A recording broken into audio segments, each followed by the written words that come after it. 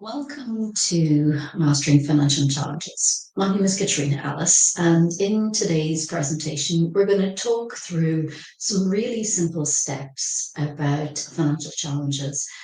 It can be a very taboo subject, so let's have hopefully a light and airy conversation around it, and you'll walk away with some practical ideas around it, and I will share some of my stories. So I guess it's a busy event, lots going on, lots of people here. So I want to take a moment first just for you to land in the room. So I want you to take a few deep breaths. If you're comfortable to close your eyes and do that. We're going to do 3 deep breaths of a little box breathing just to land here before we dive into this subject, because it can be a heavy thing for some people. So we're going to count in for 3, breathe in, counting 1, 2, 3. Hold that breath for 3, 2, 1.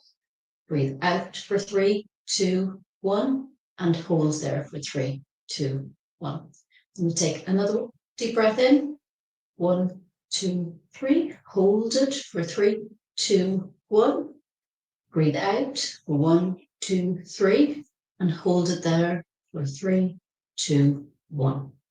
We're going to take one last breath in. 1, 2, 3. And hold it there for 3, 2, 1. And then we're going to breathe out for 1, 2, 3. And hold it there for 3, 2, 1. Okay. So hopefully that may have given you all a chance just to settle in the room and just be here for the next 20 minutes, 20, 30, 40 minutes that we have together on this subject. So, my intention for the session is that you walk away with 5 simple keys to dealing with financial challenges. These are very much based on my own personal experience of it, and I'll share some of my stories and experiences of it as we go through the presentation. I hope to have given time at the end to answer any questions that you might have. If you prefer to ask it one-to-one afterwards, I'm around for the rest of the day, so do feel free to catch me and ask me at any stage. And hopefully you will get some ideas, whether it's for yourself, a loved one, somebody in your workplace that you can support with this, as to what that next thing is for you, that next step. So I want to make it interactive today. So I'm going to use Slido. So if you want to just, if you have a phone device, whatever, if you go into slido.com and if you put in the number 1991794 or scan the QR code, I'm going to have 3 different little questions as we go through the presentation today, just to make it a bit more interactive and get a feel from the room as to where your head's at. So a little bit about me to explain where I've come from and why I'm speaking on this piece today. So I'm originally from Ireland. I've been living in Galman since 2015. I'm a sea swimmer, a hockey player. I'm a qualified financial advisor, professional property investor, got 9 buy-to-lets and 1 Airbnb, 3 kids at secondary age. I'm a former home educator. I divorced last year. I'm passionate about financial wellness since about 2015 when I started my own journey on this. And I have oodles of financial challenges experienced, sadly, in the space of debt, divorce, disease, as in being ill, and experiencing scams. So lots of experience talking this topic. Good for you, not so good for me. So I guess when we start thinking about financial challenges, it's often something that we don't even want to talk about. And it is a case for many people of head in the sand. And that unfortunately doesn't solve the problem. It may, I guess, freeze things where they are at the time, but essentially it's not going to move things on. And the statistics around debt in particular and financial challenges that people experience are quite horrifying. And I knew it was high, but I didn't realize it was quite so high when I was doing some research for this piece. And it's quite alarming. And then you take that percentage of debt that people are experiencing on a day-to-day basis, and you extrapolate it in terms of the impact it's having on society. It's affecting our mental health in a massive way. It's one of the top stressors of people on a day-to-day basis. It is one of the top reasons for mental health. It is one of the top reasons also for relationship breakdown. It can also be linked to illness. It's many story you've heard of somebody who has had money concerns, and next thing that's followed by some type of illness, heart attack, cancer, whatever. It can be a huge source of stress to the body, which then puts the body into a state of disease, and then illness follows us. So it has a lot to account for, and it doesn't get enough airtime, which is why I wanted to talk about it today. So the very first thing, what might seem blatantly obvious step, is to acknowledge there's a problem. And it's not until we acknowledge that we really start to settle with it and make peace with the fact that, yeah, things are not the way we want them to be. And I had personal experience of this myself in 2015 when I started my journey with this.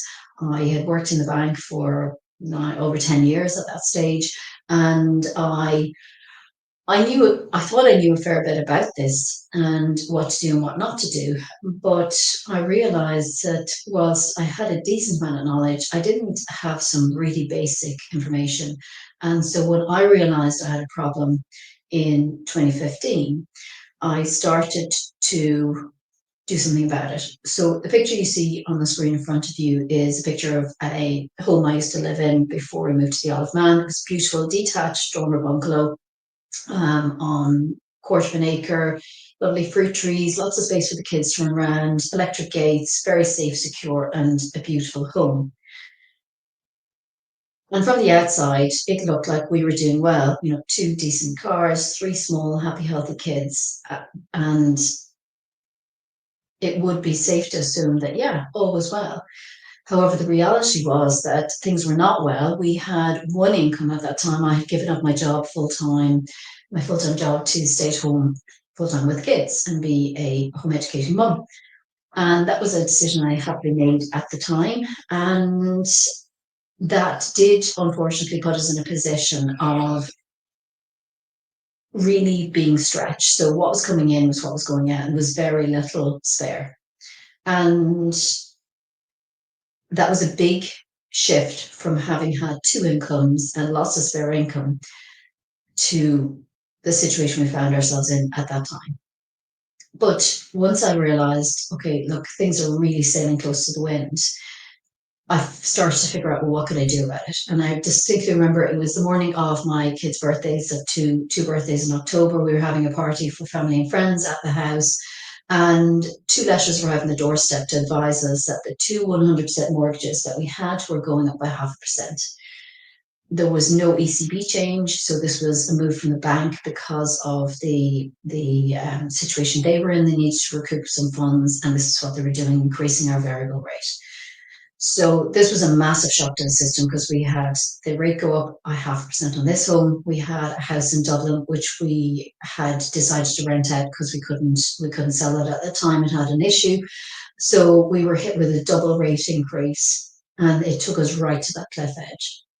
And that really frightened me, because it was the birthday party of my kids, and instead of me being present and enjoying our family and friends celebrating our kids' birthdays, I spent most of the day in my head worrying about what we were going to do. But thankfully, it was such a serious wake up call for me at that stage. It snapped me out of where I was and made me realize that, yikes, this is quite serious now. We're right at that cliff edge. We can just about afford this, but if they do that again, or if anything else happens, we are in trouble. So it was a wake up call that was needed. And sometimes that is what happens, as we get ourselves in a situation that, we know we need to be doing things better, but life gets in the way and we just keep doing the same old, and nothing changes. So this was this shock wake up call for me to realize I needed to do things differently. So from that point on, my objective was to start to figure out how we could change that. And it was really about educating myself at that stage. And that's how I found myself on this path.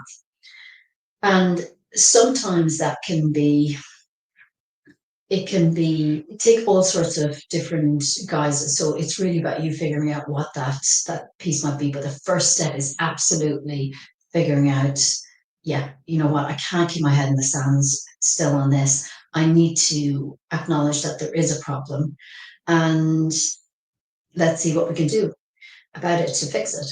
So the second step is identifying what you need to be okay. And sometimes that can take the form of just talking to somebody, just sharing the load with somebody else, and sharing that you're not okay, sharing how you're feeling, sharing what the problem is. It can look like getting some space because you're so busy in the humdrum of day to day life, maybe with family, with a job, with a lot of balls in the air, and you really never have the space out to think, okay, what am I going to do here? And space might look like getting yourself out for a walk. And luckily, because of where we live, we have lots of options in that. It might mean just getting yourself to a coffee shop, just sit down with a blank piece of paper and think about what your options are. It might look like a cup of tea with somebody who you trust and shooting the breeze, maybe somebody who has expertise in this area. But it very much is important that you, once you've acknowledged that, yeah, there is a problem, that you get yourself to okay first. Because, and the reason why I have the snow globe here is somebody at one stage, a mentor, shared the concept of when we have a snow globe and it's in that shaken position, we can't see anything. And that's a bit like how we feel often when we're experiencing something, whether it's financial challenges or something else. We're in a state of flux, and it's not until the dust settles, the snow globe settles, and we can see what's going on that we actually can have any chance of figuring out what's next. So it's really important, if you get hit with something like this, to actually just get yourself to being okay. Because once you get yourself to the stage where the snow globe is settled and you can see the wood from the trees, then you have the possibility of seeing what's next. So maybe you need to talk to somebody, citizen advice. Maybe you need a conversation with somebody at the bank. Maybe you want to talk to somebody in your network, your friends, a circle of friends, family who has experience in the space. And once you get to okay and to that settled place, you have a much better chance of figuring out what that next step might be for you.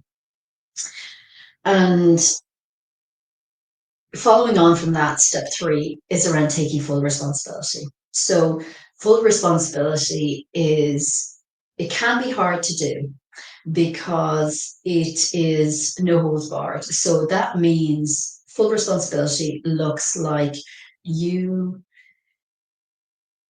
being the opposite of this. So, instead of pointing the finger at everybody else, you decide, right, okay, it is what it is. I've got X amount of credit cards, or I'm in a relationship that is I'm really not happy in, but I'm financially dependent maybe, or I know that my finances are a mess, and unless something I do something about this, nothing is going to change. So we can't blame your employer, we can't blame your partner, we can't blame your family. You take full responsibility. Are there things outside your locus of control that are impacting the situation? I'm sure there absolutely are, as there were in my situation. But until you take full responsibility for it, there's nothing you can do about that piece. You have to see what's within your own control, your locus of control. So if you're familiar with the concept of what's inside your center of influence, your circle of influence, and what's outside. So you take full responsibility for what is inside your circle of responsibility and leave the rest to it. There's nothing you can do for the large part. So what are the things that you can do? You can take responsibility first and foremost. You can acknowledge there's a problem. You get yourself to okay. You figure out who you need to talk to. You make a plan of action as to what the possibilities are for you to get to a better place. You start to have an idea as to what that even looks like. You know, what might a resolved position look like for you? And you get yourself to a position where things are starting to stabilize. And depending on the position that you're in, that can be days, it could be weeks, it could be months, it could be years, depending on the severity of the situation you're in.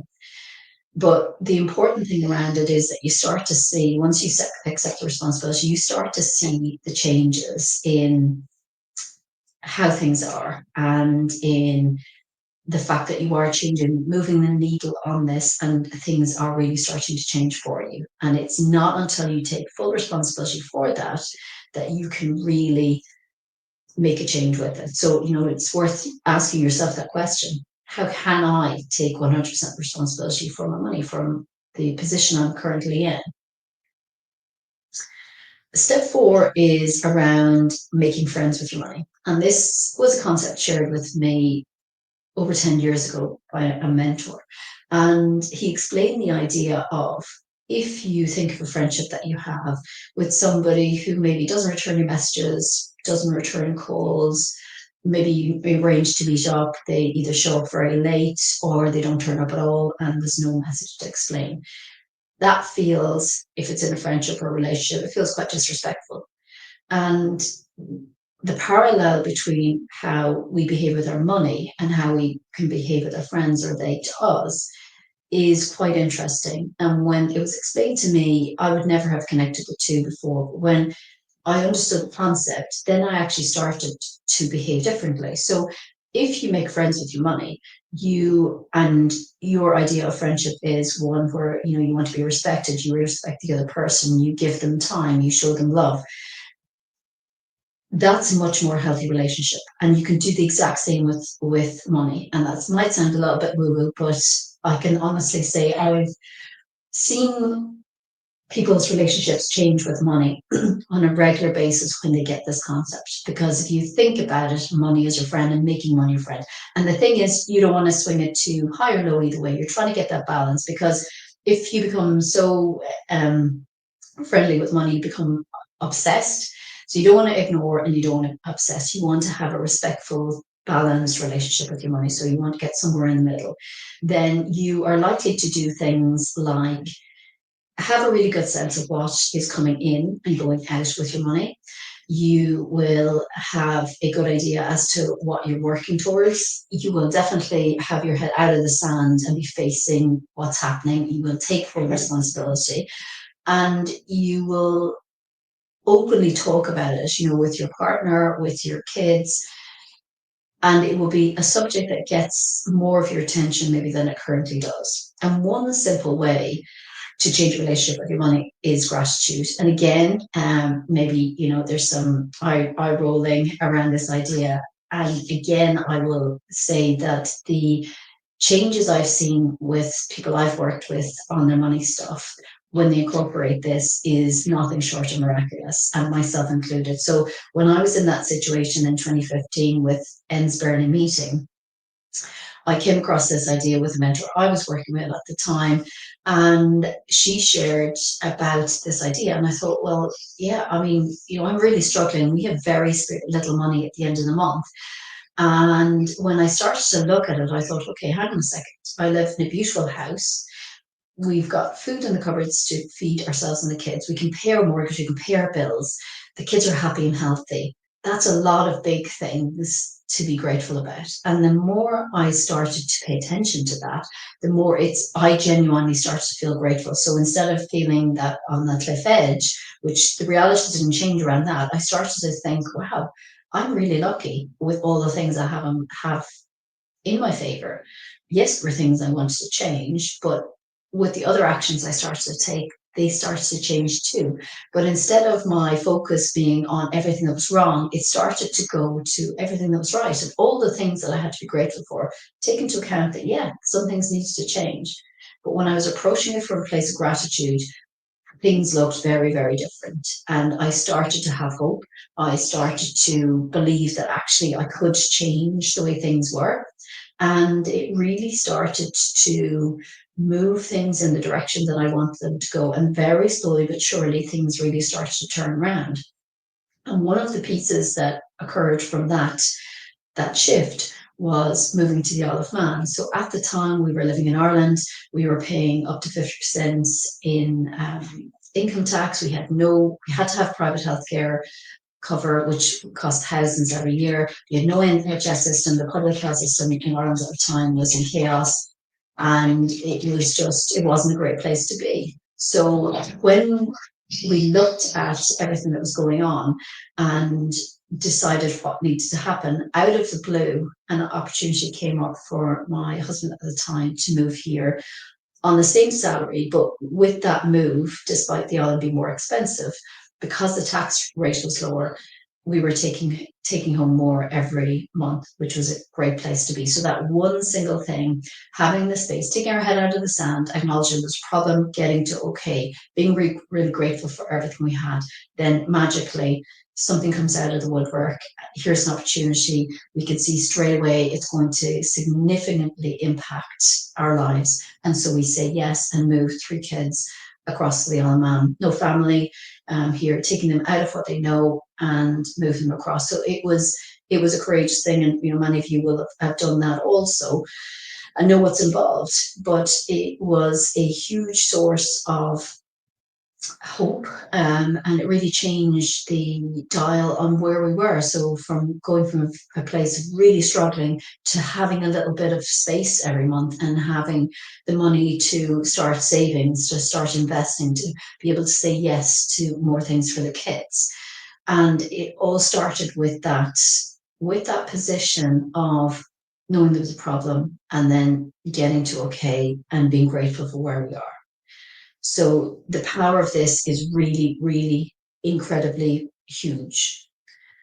So the last step around this is having clarity on what enough looks like. And many of you will recognize this place. I live in Castletown, and when we moved in 2015, we moved to Castletown. We've always lived in Castletown, and I think probably always will.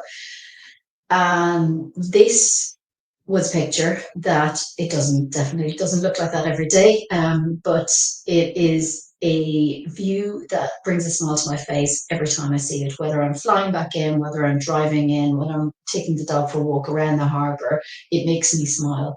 And it forms a huge part of what enough looks like for me, because the boost that gives my mental health, going for a walk in the fresh air, in clean air, is amazing versus living in stinky, smelly city with a high crime rate, etc. So that formed a big part of what enough looks like for me. Being able to work part time, as I am currently. I had moved from being home educating to working part time now, and after we moved here, another challenge that hit me was relationship breakdown. So during COVID, realizing something's not right, what's going on, what do I need to do? And being financially dependent was a scary place to be in. And when I got myself to a little bit more independence and had some income coming in, because during COVID, we lost our entire income. Overnight was gone. My ex-husband is a pilot, and his income disappeared overnight. So family of 5, no income. We're getting nearer 200 quid a week. And thankfully, because of all the work I'd done on our money since moving here, we were in a better place. So we had money to pay the mortgage, the bills, etc., and we were okay. But then realizing I wasn't okay and I was financially dependent. I had a really good job in the bank, earned a fantastic salary, and I'd given that up, and now I was dependent. So now what do I do? And realizing, first of all, that's a problem. I'm back to head in the sand. So each time I have one of these challenges, I'm back through each of these steps. So getting myself to okay, realizing there's a problem, taking my head out of the sand, getting myself to okay, talking to some friends, how I'm going to deal with this, what do I do? I spent half my life with my husband. It was a massive move. We've got 3 kids, and it's not something you want to do lightly. So I spent some time trying to figure out, what do I do? And as any of you have been through that situation, it's not easy. It's not easy on anyone. And I was lucky enough to be able to afford support through that as I navigated it. Came to the conclusion that I did want to apply for a divorce, and tried to work through that. And it is a huge source of stress for anybody who goes through that, whether you're married, in a relationship of any length of time. It involves unplugging the roots, and a lot of your lives are tied up together, and even more difficult if you've got kids in it. But it's going back to those steps of taking your head out of the sand, getting yourself to okay, looking at all the things you can be grateful for, figuring out what do you need, what does enough look like from that position, and going again. And in the midst of that, because obviously, in a divorce, it's one of the most stressful things that somebody can do, tops with losing a loved one and moving house. So all of which we've done in that short space of time. And I get a breast cancer scare. So then this level of stress in my life is now impacting my health. And thankfully, at that stage, I had the wherewithal, the financial wherewithal to be treated privately, and I caught it early, so I didn't get to surgery. I avoided that, thankfully. But it was money that gave me those choices, for which I'm hugely grateful for. So it's having again that space to decide what do I need, whatever the challenge that arises in life, what do you need to be and repeat. And it's not to say, as I've shared with you, I've had multiple financial challenges. That beautiful house I shared with you was subject to a raid at dawn by the Criminal Assets Bureau, €500,000 worth of cannabis, heroin seized, and our beautiful home, which we've just put on the market, was now locked down because it was during COVID. The guy and his wife were released back to the house. It was all over the papers. Nobody would view it. So another challenge. What do you do? Go through the same steps again. Eventually, it was having space in the shower when I had the idea of I needed to write this guy a letter. So I wrote him a letter, explained the situation. And it was that actually unlocked the deadlock that we had, made an arrangement agreement with him. He moved out of the house and we got the house sold. And that was a huge challenge because financially we really needed to get rid of that at that time. But it's going through those steps each time. And life has a habit of, continue to give us challenges, and we get lessons from time to time. But it's having those simple steps to be able to work through each time that happens. And I then, again, earlier this year, had a huge financial challenge happen where I lost somewhere in the region of 90,000. It's creeping, may hit 100,000. And again, that was probably one of the biggest ones financially I've been through. And that is, I'm still in the stages of recovering that and working through the impact of that because it was huge. But again, I'm back to the same basics, reaching out. And I guess probably because of the severity of that particular challenge, I did really get to that point, that knife's edge of maybe I'd be better if I wasn't around. And that was a really scary place to get to. And I saw myself in that position, and I knew, because of the gravity of the situation, the loss, there were a lot of other people involved who were affected also, and I had some responsibility for bringing them into this. It weighed on me massively, and I scared myself by realizing how huge it was impacting me. And I remember at one point wanting to get in the water. I sea swim, so I wanted to get in the water and wash all this grime away. It just felt so disgusting to have played a role in this. And I wanted to wash myself clean, but I didn't trust myself to go in the water by myself. So I remember ringing a friend and asking her to come with me and to sit on the beach and keep an eye on me, and to, if I went under the water, to haul my ass out. And sometimes our challenges can be so severe that they do impact us in a huge way. And having the presence of mind to recognize that is huge. And knowing that you've got people around you who you can safely trust with that information and who will have your back when you are really struggling, because that is a huge thing to experience, and it's a huge weight to bear. So for any of you who are dealing with that at the moment know that, it will pass, it is okay, and ask for help. So yeah, um, and I think probably to finish on kind of some food for thought, I guess, really when you look at any of the financial challenges that we face, and we will all face them at various stages in our lives, or we will have somebody in our life who is facing something quite serious in that space. And it's just to look at those steps, to taking your head out of the sand, acknowledging there was a problem. So to getting yourself to okay, taking responsibility, figuring out, what do you want, what do you need to be okay, what's enough, and taking those baby steps one by one and getting yourself to a good place. So I hope that was the presentation was food for thought for you. We've got some time to take some questions, so let me know if you have any questions on this, or if you want to chat to me privately. I'll be here for the rest of the day. So in terms of moving forward, how can you get support with your money?